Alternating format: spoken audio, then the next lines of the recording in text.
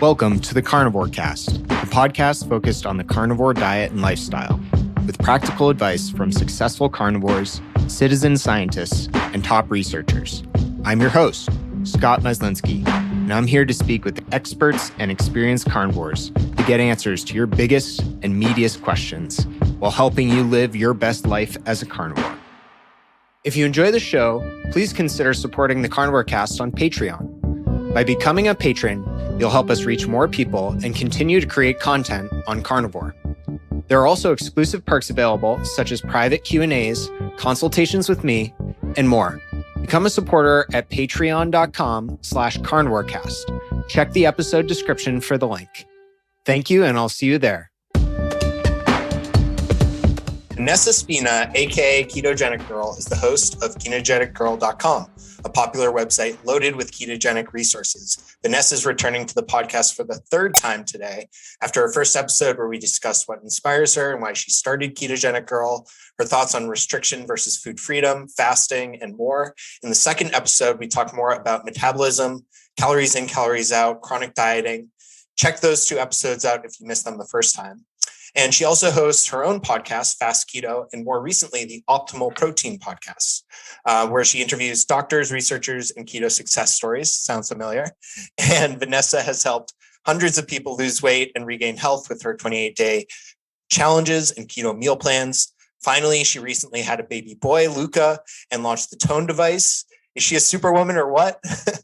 And she makes tons of helpful evidence-based content that she shares across her YouTube, Instagram, and podcast for free, and shares very rational perspectives, which I always appreciate, on diet, mindset, body composition, and practical tips as well.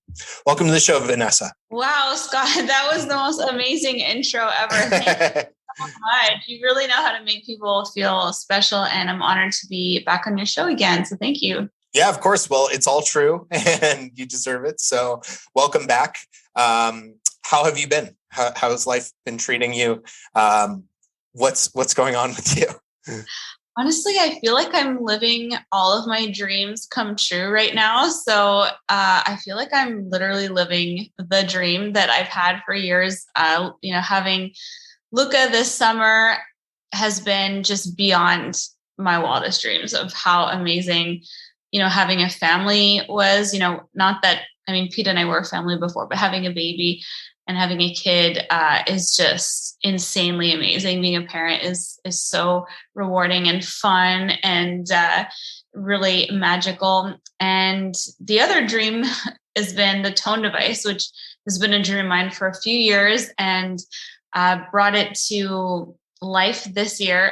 So I really feel like I said I'm really doing fantastically and living my dreams come true right now. So it's really awesome. Yeah, that's awesome. Well, I definitely want to touch on both of those. Starting with Luca, when you started to, I guess in the ketogenic world, in the carnivore world, there's obviously a lot of controversy around how to have a successful keto or carnivore pregnancy. And I'm definitely not the person to ask about that.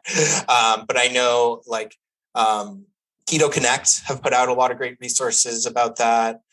So I'm curious, is that something you already knew a lot about before getting pregnant, or did that just spark a whole area of research for you?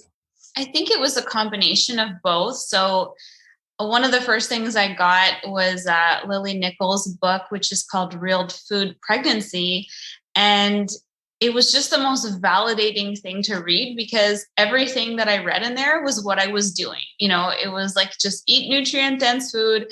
These are the best foods for baby, whole foods, like eggs and rich, fatty fish and lots of liver and all of this stuff. It's basically was recommending the diet that I was already doing. And I had been carnivore for a while and doing a ketogenic version of carnivore in order to conceive. And so that was really high fat carnivore, all the egg yolks. And I was making egg pudding and egg yolk muffins and just really fatty steak and beef. And so that kind of just really optimizing for the most nutrient dense food that I could eat. I'd been doing liver for years, but I was, making sure to just get all of that nutrient density. And one of the things that's interesting about pregnancy that I learned from Dr. Kate Shanahan is she says, a lot of people start taking, prenatal vitamins when they get pregnant, but you need to be doing that before. You need to be preparing your body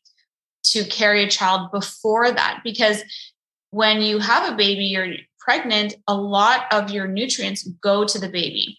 So if you don't have a lot of stores, then you will lose a lot of those nutrients yourself. Everything's going to go to the baby. You need to be really extra shored up before. So that was a great tip that I had picked up from her. So I was already doing prenatal vitamins. I was already doing all this nutrient dense food.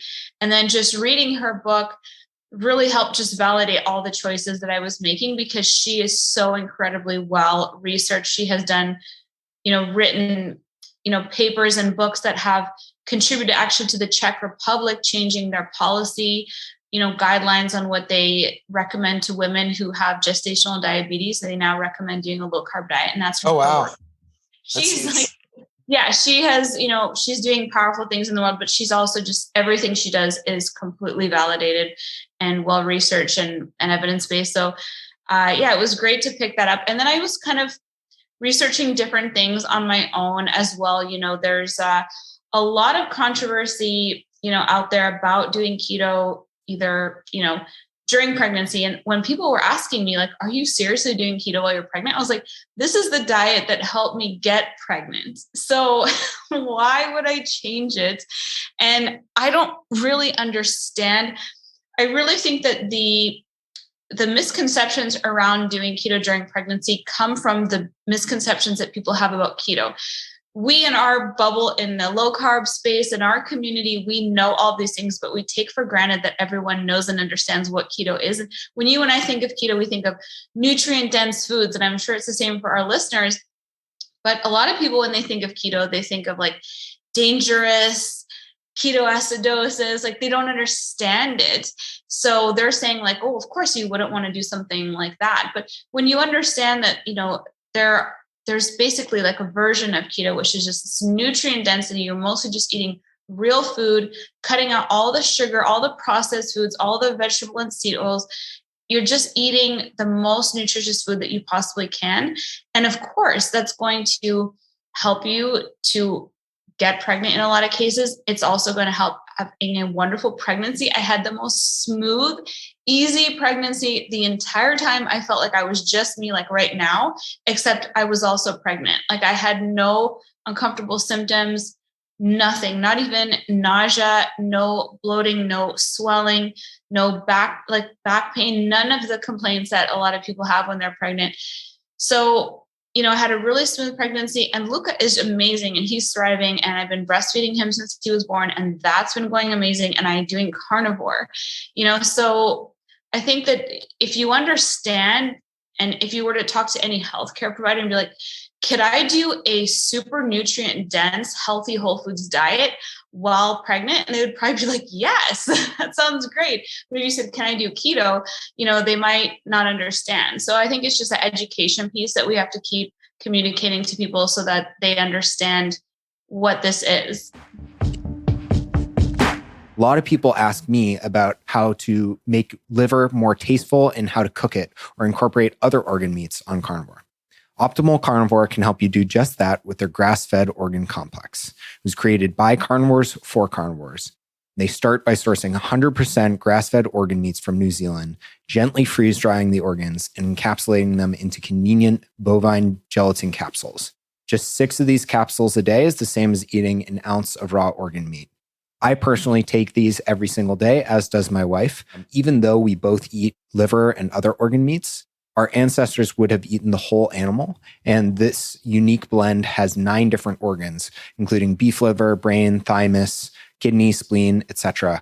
And I think it's great to get a daily dose of these organs when you can. So it covers all your bases, whether you're at home or traveling.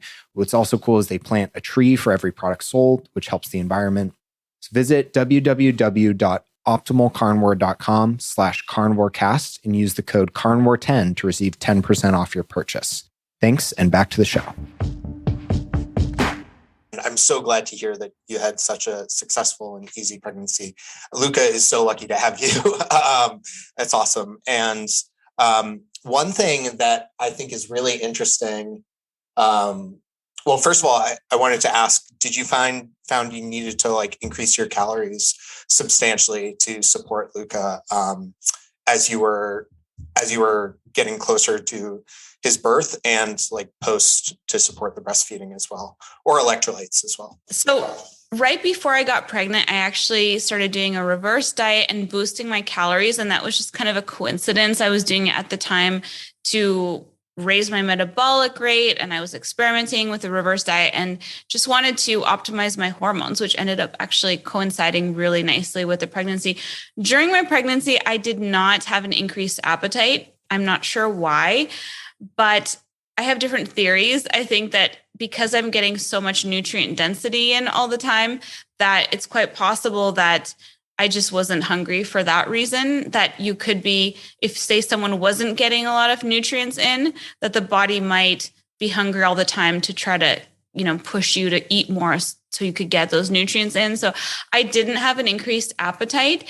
I didn't put on that much weight. I think in total, I probably put on about 10 to 15 pounds of just like extra body weight, which is pretty standard during a pregnancy in terms of what your body needs to support the pregnancy and then also breastfeeding after.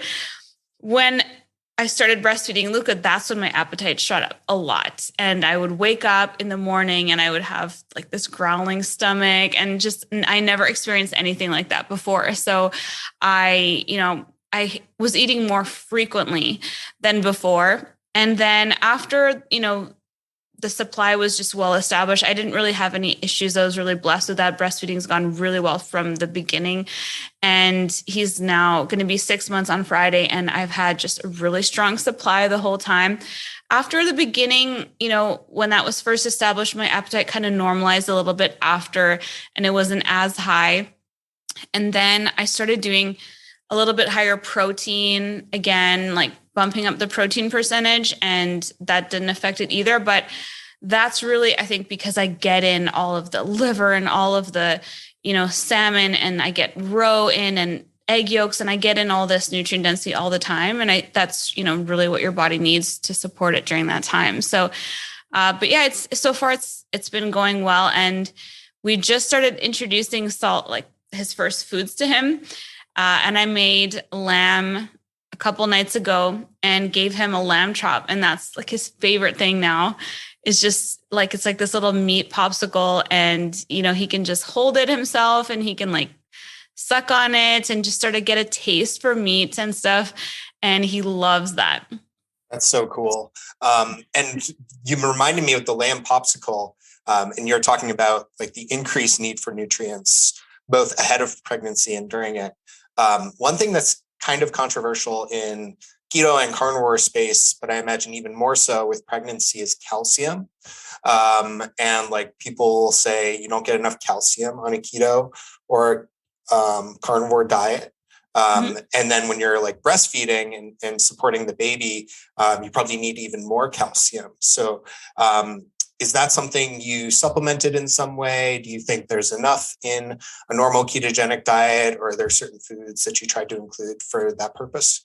Yeah, I'm heavy on the dairy. I am lucky because we're in Europe. For some reason, dairy does not really work for me that well when we're in North America. I don't know why. I haven't figured it out. I've asked a lot of people. There's different theories on it.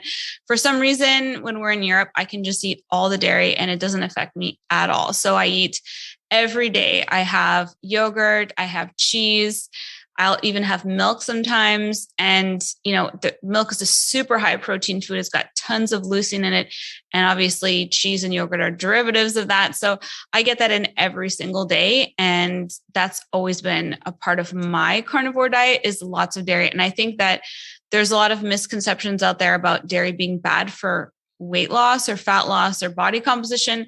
But that's only when dairy, I think, is really, really high fat, and it's not sort of being portioned out in a way that someone is getting, just the right amount. It's a food that's easy to overeat, just like nuts, and it's really high energy. But I think it's an awesome food. And I also get some from canned salmon. I do a lot of canned salmon, and there's lots of calcium in the bones there.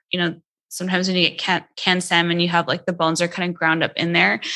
And before I experimented once with making my own calcium supplement by taking eggshells, and I washed them and then I dried them and I pulverized them and I put them into little capsules, and it was really fun. I just have no time for anything like that anymore.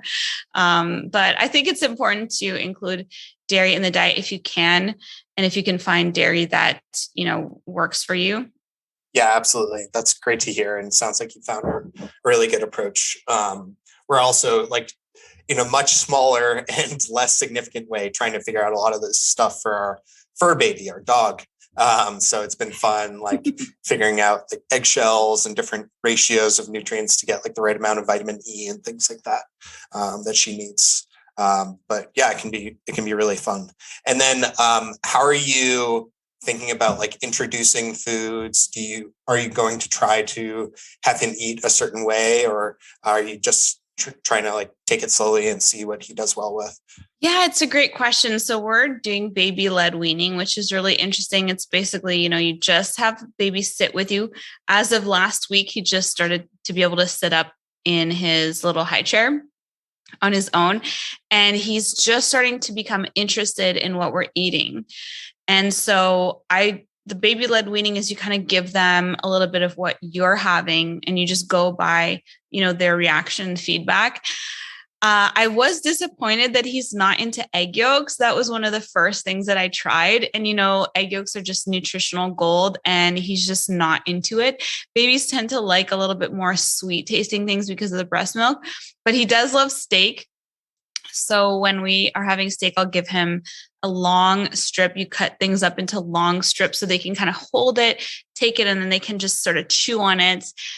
He's got 2 little teeth that have come in, but like he can't fully chew food yet. So we give him little strips of the food that we're eating and just like watch him to be sure that, he's not swallowing it or anything.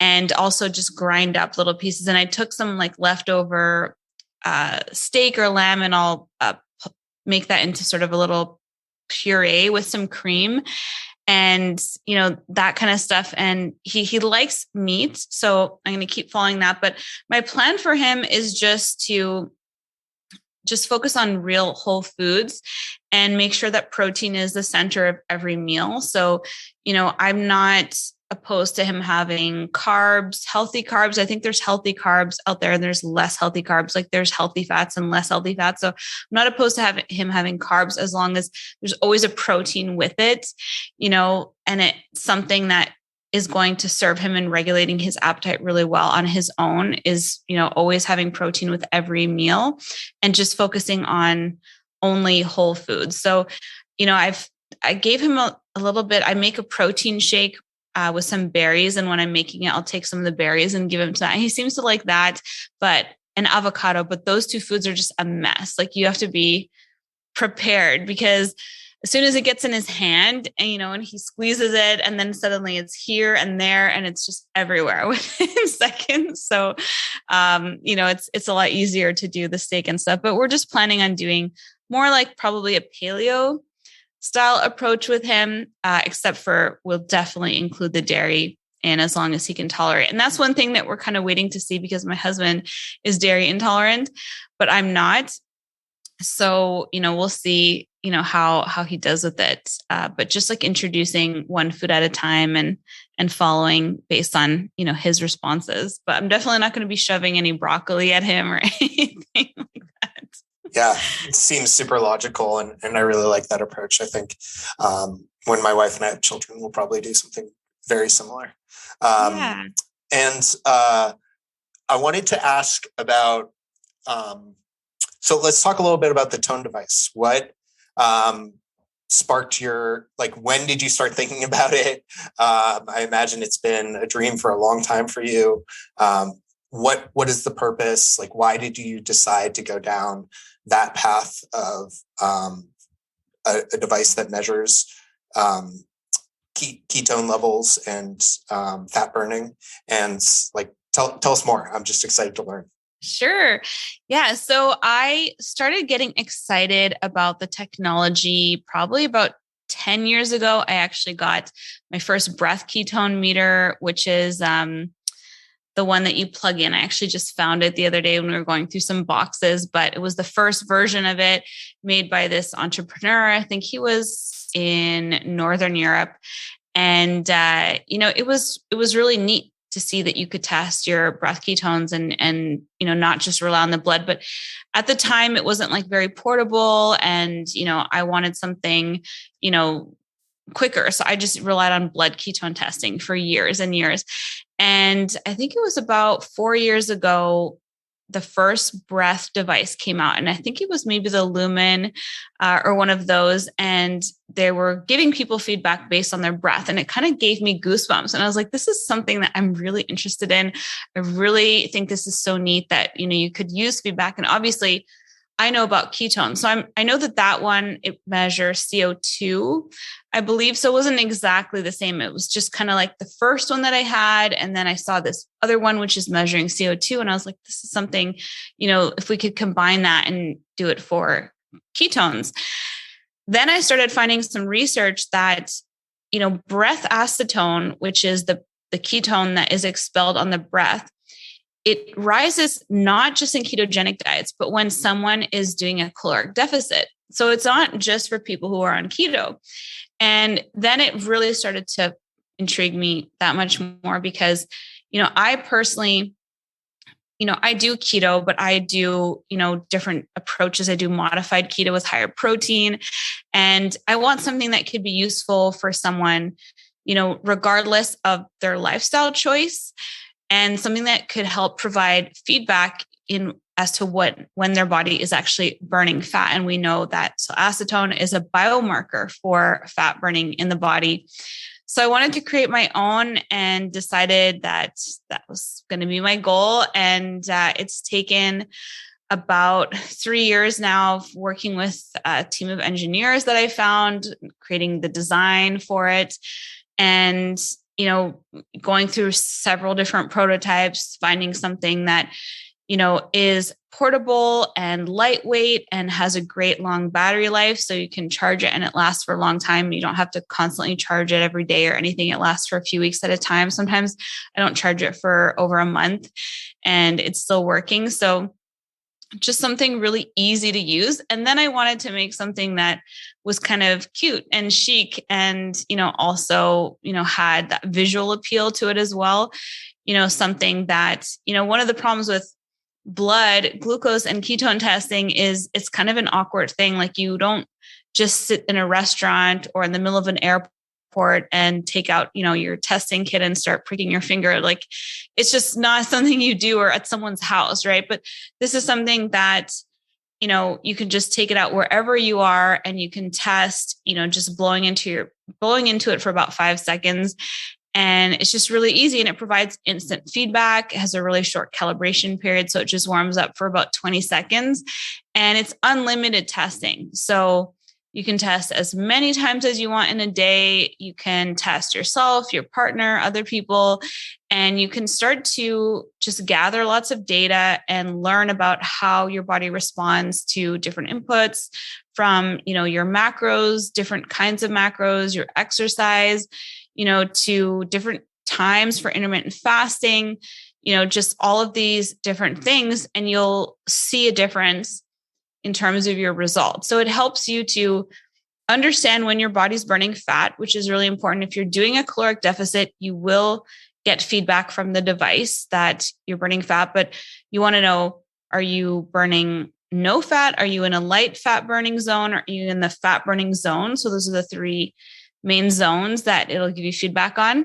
And it's really important when you're losing weight to know that you're burning fat. You're not burning through glucose. You're not just losing water. You're not wasting muscle. You're burning fat. And so it's a really handy tool for anyone who wants to lose some fat and, optimize their body composition. And also just for any data nerd out there who likes to, get data and feedback. Yeah, that's awesome. And I'm super excited to try it. And I think it's just been so cool following along on Instagram, you posting about it. And one thing that I thought was really awesome is you got feedback, at least on the colors. So how are you thinking about like involving your audience and involving people in the journey of creating this? Yeah, it was really interesting. And I got some surprising feedback. So there's kind of mixed ideas on whether or not you should get feedback from people when you're designing something, because there's people out there who will say, well, people don't actually know what they want. Sometimes you just have to create it. And so I have incorporated different ways of getting feedback throughout the years. But my audience, my personal followers from the podcast to, Ketogenic Girl on Instagram, they're incredibly, well-researched. They understand a lot of these, concepts. They're scientifically minded, really brilliant people. So why would I let that go to waste? I love tapping into that, knowledge that people have, and we have this amazing community. So, one of the things that really surprised me is, I create this white and gold version. It's the original one that, I first created. And then, the logo on it is pink, and most of my, audience community are women. So I was wanting to create something really for women. And that's what a lot of my content is focused on. But I would say about 5%, maybe up to 10%, of people who follow me are male. And I wanted to create a version that was like more neutral, like not so pink. Some men don't like pink, or, I understand some people just prefer more masculine colors. And when I started asking people for feedback, overwhelming majority of women preferred the black. So I kind of had to pivot a little bit and say, okay, so I was going to do sort of a black and silver or black and gold, but let's do black and rose gold, because women love rose gold. I love rose gold. That really, really performed well with my audience. Everyone loved the black and rose gold, and the black and gold is kind of, for either men or women, men or women. It kind of works for both. So, it depends on your styling and preferences. Some people are not so particular with colors. My husband, he's like a real gold guy. And obviously he was like, I love the black and gold one. So it was just really interesting getting people's feedback. And I was doing it while I'm placing, orders, and while I'm manufacturing. I'm like, oh my gosh, everyone says like 70% of people said they wanted the black one. So now I got to, order way more of the black ones. We got to do way more of the black. So it's been great getting people's feedback and involving people, in the design process. And, I love being able to get that like market research done instantly from, utilizing like polls and things. It's incredibly helpful. And, it's not something I did from the beginning. I didn't like poll people and say, hey, would you guys like an breath acetone meter? I knew instinctually that if this is something I wanted, and if this is something I love using, that other people would too, but it is really fun involving people in like the behind the scenes of like the production, manufacturing. That kind of stuff really excites me. And when I was little, a lot of people probably don't know this, who do follow me. I grew up in China, and my parents used to take me to a lot of factories when I was there. And I got to observe a lot of things being made. And that stuff used to get my blood pumping. So this has been just an amazing sort of full circle thing for me, to go back to like designing something my own, bringing it to life, manufacturing it, and, bringing it to the market. And so far the response has been really positive. So, like I said at the beginning, it's really been a dream come true to be working and creating this. Yeah, that's great to hear. And awesome that you've had a positive response so far. What are some of your future plans for the device, or others, if you can say? So the first thing that I wanted to create was some mouthpieces. I just finished creating those. So there's an accessory, which are like clear mouthpieces that can go on the device if someone wants to share the device. I'm working on a travel case for it. And kind of the next steps are going to be an app and having a Bluetooth connectivity on it. So that's something I wanted to do from the get-go, but it would have taken a couple more years for that to sort of work out for this device. So I didn't want to wait 2-3 more years. I just wanted to come out with this version. And I think there's something nice about the fact that it doesn't have any connectivity to anything. It's a standalone device. So you don't have to plug it into something to find out what your results are. It's displayed for you right there on the screen. And similarly to testing your blood glucose or blood ketones, there's 64 memories saved in it. So you can access your memories and you can go back and, you can note and track your results. But in the future versions of this, I would really like it to have an app, and creating apps it's a huge, huge process. It's just as much as creating a product. It's capital intensive. It takes a lot of time. And so, it's something that I would like to add in the future and bring that so that, I know a lot of people like to track and integrate. And I think the future of medicine really is going that way with sort of integrating, user data, into a larger system that you can track different, things and get feedback on that to personalize things for yourself. And so that'll be really exciting when we get to that point, but it's probably a couple years away still. Yeah, absolutely. And has having Luca changed the way you think about either running Ketogenic Girl or your podcasting, your helping people, your work on the tone device? I would say it's kind of my fantasy that one day he would take over the company. But don't tell my husband because he's got his own business. I'm sure that that's his dream too. So, we'll have to see what he's more into, if he's more into nutrition and keto, or if he's more into investing and gold and silver, which is what my husband does. But I think it would be so fun. That's kind of the first thing that came to mind when you said that. But, it's also just about having a kid, you want the absolute best for them. I was really privileged growing up because my parents took me all over the world, and I learned a lot about, how similar people are no matter where you go in the world. We don't realize that we're all human. We all just want to be loved. We all just want to connect with others. We all just want to live our dreams like human to human. We are all very similar, and seeing the world really expanded my horizons. And, I got to go everywhere. So I'm really, really lucky. And I want that for Luca too, so definitely in terms of my, future planning with the business, I want to continue to create something that enables me to continue to work for myself and do things with Luca. And one really interesting thing that I never would have guessed before having him is I was terrified that having children would disrupt my life. And I really liked my life. So I was scared of having kids for a long time. And it has only enriched it in so many ways that I couldn't have even imagined. But it also makes me more productive. And it's really interesting because during the day, I'm lucky that my husband also works for himself. So during the day, we both work, and we sort of trade off on the time, hour to hour.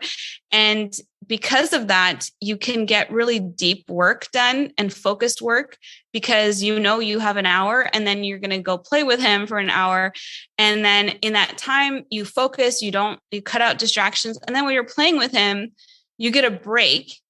And then by the time you get back to work, you're really refreshed. So it's kind of neat that that's been this really unexpected thing that I thought it was going to be very difficult to continue my work. And my work is very meaningful to me. So it's not something that I wanted to stop doing or that I want to stop doing anytime soon. So it's been a really neat, unexpected thing or bonus that I can continue to do this work that is so important to me while also, raising him.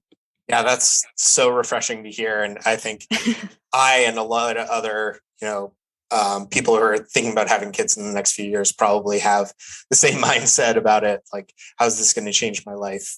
So it's great to hear. And I imagine it would have been totally different if you had stayed in your previous career too, your mindset around it. So yeah, definitely.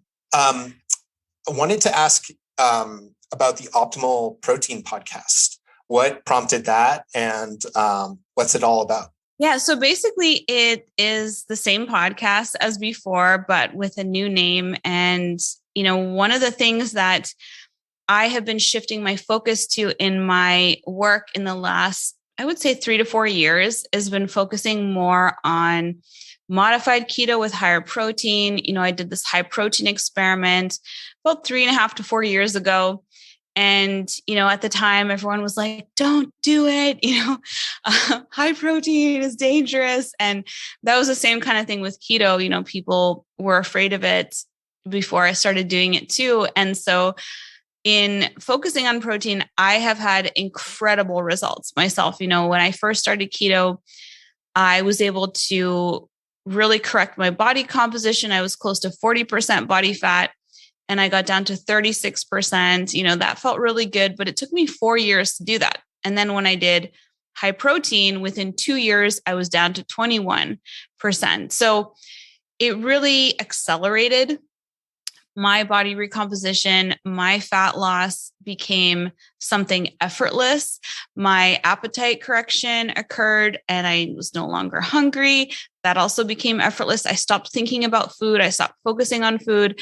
I was previously very much like a food addict and I was obsessed with food. I thought about it all the time.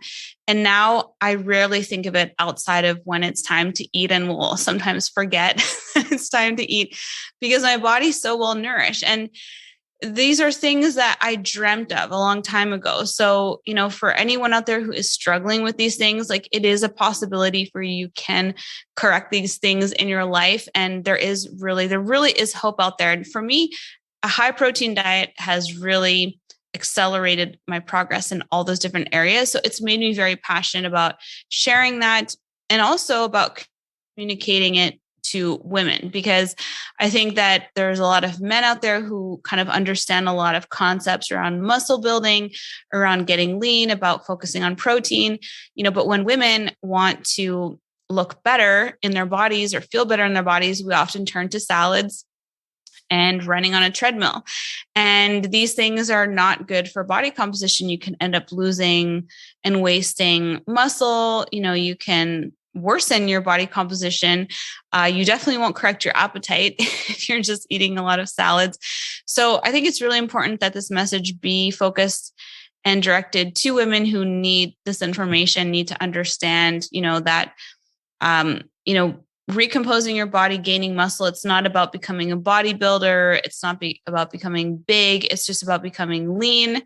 And there's a way to become effortlessly lean, and that's all about protein. So, I started to do a protein series last summer to kind of really focus on how, much I've been focusing on protein and bring more and more protein content, and also just create sort of this series that people could go back to the beginning and they could start with like episode 1 of the protein series and listen to it all the way through. And they would just sort of get this education on protein. So I decided to rename the podcast the Optimal Protein Podcast from Fast Keto, which is what it was called before.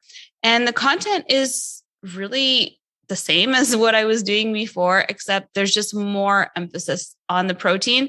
And the main 2 reasons for this is more inclusivity. I think that we work sometimes in these niches, keto, carnivore, and it's kind of exclusive to a lot of people. Whereas the messaging is also very much like, cut out all of these foods. And I think with focusing on optimal protein, it's more about, are you getting enough protein? How can we add more protein in?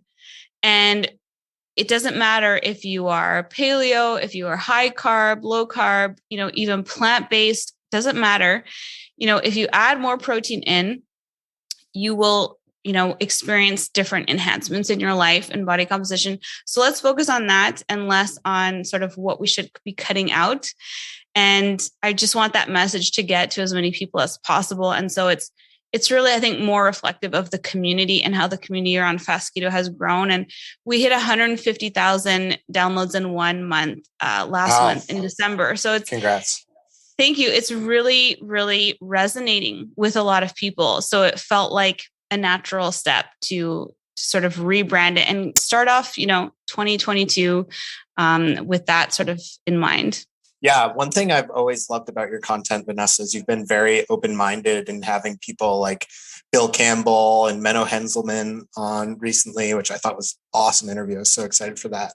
Thank you. So yeah, I think it's really cool that you're opening it up a bit more and focusing on not only like what's created a lot of success for you and your clients, but also what you've done so much deep research on. Something we haven't even talked about on this podcast, but we did on other episodes is all your postgraduate work around metabolism and protein. Has that helped you shape your focus? And are you still doing any type of that, like deep research, or do you like to geek out on that stuff? Oh yeah. I mean, yesterday, all afternoon, I was just watching YouTube videos on biochemistry because I just love it. And, I kind of wish it was the one subject when I was in school that got me focused and interested was when we were talking about the cell bodies and mitosis and cell replication. It was the only thing that kind of got me to pay attention when I was in school. So I wish I had figured it out before, but I didn't have the confidence in myself that I could pursue biochemistry. I didn't think that I was, sharp enough for it. I thought I was great at, finance and, politics and international affairs and, economics, but I didn't think for some reason that I could be a scientist. So it's been really, really neat to figure out what it is that really excites me. And just like, Joseph Campbell says, like, follow your bliss. When you find your bliss, you really have to follow it and run after it. And I would really like to eventually get a PhD in biochemistry. That would be, my dream. We'll see how things go. I'm actually doing some continuing education credits that I have to do right now. So I'm starting some new courses that have some specialization on amino acids, protein, and special diets for people who are pregnant or, who have had eating disorders. Like, it's kind of focused in on nutrition and around like my sports nutritionist sort of a program that I've done in the past. So that's something that I'm actually doing right now because you have to maintain a certain amount of, credits every couple of years to be able to use that sort of credential. So yeah, it has completely changed the way that I look at things. It helps me understand and wade through the BS out there because there's a lot.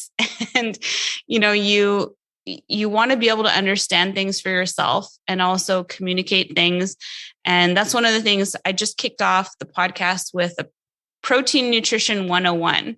And so I'm sort of helping people to understand through the podcast, like some biochem basics, but like in a fun way and not in a sort of simplified way that people can relate it to their lives. And I think that if we just all understand, the science better, that it'll help us all to communicate it better to people in our communities and share, this information with people. So it also helped me develop the tone device, so investing in yourself, with education is always going to be beneficial, and helpful.